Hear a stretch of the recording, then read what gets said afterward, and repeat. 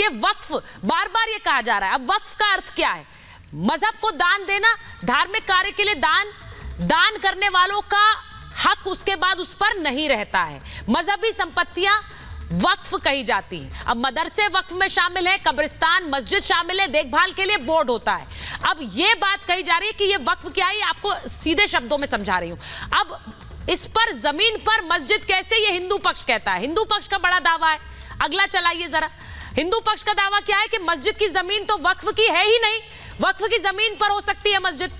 जो वाकिफ है यानी कि जो दान देता है उसके पास कानूनी हक होना चाहिए, लेकिन यहां पर तो है ही नहीं। शासक के आदेश पर निर्माण मस्जिद नहीं है, ये हिंदू पक्ष की आपत्ति है। ये सीधी सीधी बात कही जा रही है। अब मैं एक बार मैं जरा नुपुर जी के पास जा रही हूं। नुपुर जी जरा मुझे बताइए, जो हरिशंकर जैन जी कह रहे हैं, और इन्हीं ग्राफिक्स पे अगर नुपुर जी को मैं ले लूं स्क्रीन पर, नुपुर जी जरा मुझे बताइए, ये बात जो कही जा रही है, हरिशंकर जी कह रहे हैं भाई ये पूरा मामला है और 1936 की रूलिंग का मामला, आप दोनों वकील हैं, आप भी, वारिस साहब भी, जरा समझाइए।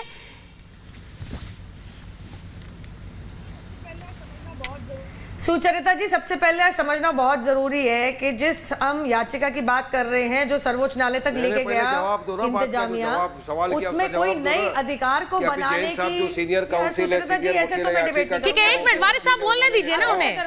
वारिस साहब, मेरी दरख्वास्त है आप दोनों से, दोनों इतने वरिष्ठ वकील हैं। अब आप लोग सर बीच में रोका था, इन्होंने बीच में टोका था। ठीक है, तर्कों पे बात होगी। नहीं ऐसे नहीं, वारिस साहब प्लीज। बहुत अच्छा लगता है। ठीक है, नुपुर जी बोलिए। नहीं बहुत अच्छा लगता है बीच में बोलना। ठीक है वारिस साहब, ऐसे नहीं, मैं उठ रही हूं, गया तो आप दोनों एक एक करके बोलेंगे ना। नुपुर जी बोलेंगे, उसके बाद वारिस साहब। मेरा अनुरोध है please, Nupur ji don't do this, I am requesting you please.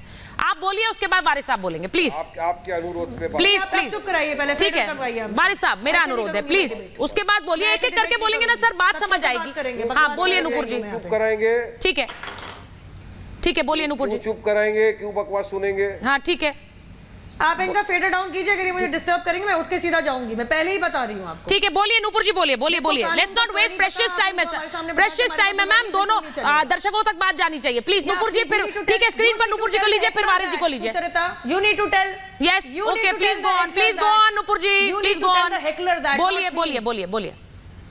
ये जो 5 महिलाओं ने याचिका दर्ज करी है, ये समझना बहुत जरूरी है, ये कोई नए अधिकार को बनाने के लिए याचिका दर्ज नहीं हुई है।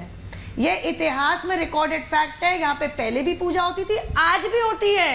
फर्क और अंतर सिर्फ इतना है कि इनकी जो प्रार्थना निचले कोर्ट के सामने ये गई थी कि जैसे 1991 तक हमारे को यहाँ पे हर रोज पूजा अर्चना करने की इजाजत थी, वो जो 1992 के अंदर राजनीतिक कारणवश मुलायम सिंह सरकार ने रोक लगा दी गई थी, हमें वो स्टेटस को 1991 का मेंटेन करना है। मतलब कि आज की तारीख में भी पूजा होती है। ऐसा कोई वो अधिकार या हक नहीं मांग रही है कि यहाँ मंदिर निकलेगा। अरे मंदिर था तभी तो पूजा होती है। कौन सा वो मस्जिद में जाके वजू खाने के अंदर पूजा कर रही है? वहां श्रृंगार गौरी है, वहां पूजा होती है। आज भी चैत्र नवरात्रि के चौथे दिन वहां पूजा होती है जी। अब जरा इस पे अगर आप थोड़ा गौर फरमाएंगे तो section 3 and section 4 places of worship act 1991 के तहत तो मैं ये कहूंगी कि वो पूरा कानून हमारे पक्ष में आता है, हिंदू पक्ष के अंदर। क्योंकि वो कानून ये कहता है सेक्शन 3 कि भैया किसी भी जगह का धार्मिक चरित्र बदला नहीं जा सकता इस कानून के तहत।